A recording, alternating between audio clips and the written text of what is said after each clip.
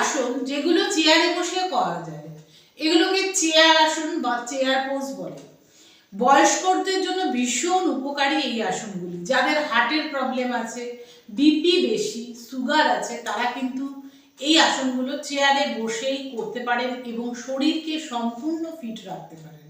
আমি আজকে 4টে আসন দেখাচ্ছি চেয়ার পোজ পদ্ধতিতে। প্রথমেই যেটা করব, ঊর্ধ্ব হস্ত আসন।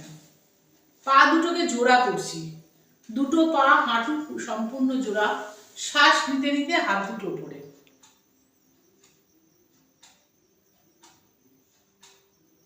এই অবস্থায় বেশ কিছুক্ষণ থাকার পর শ্বাস ছাড়তে ছাড়তে হাতকে নামাবো। এইভাবে অন্তত দিনে 20 বার করব।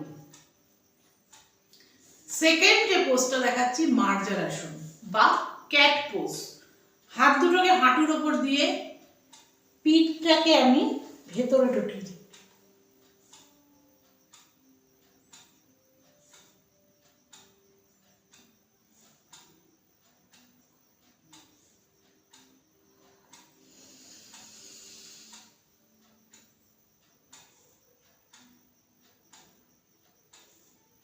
কেটে দাও।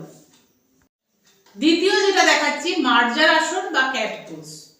কোমরে স্পাইনকে মুভমেন্ট করার জন্য খুবই উপকারী। দেখে নিন কিভাবে করছি।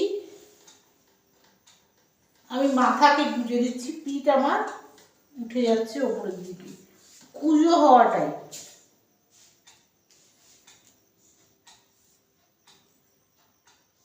থার্ড পোজ হচ্ছে ক্যামেল পোজ বা উষ্ঠাসন।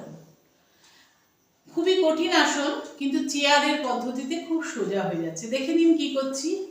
ধীরে আমি শ্বাস নিয়ে মাথাকে সরিয়ে দিচ্ছি এবং হাতকে পেছনে নিয়ে যাচ্ছি। কোমর কিন্তু আমার বেন্ড হয়ে ওপরে উঠে যাচ্ছে।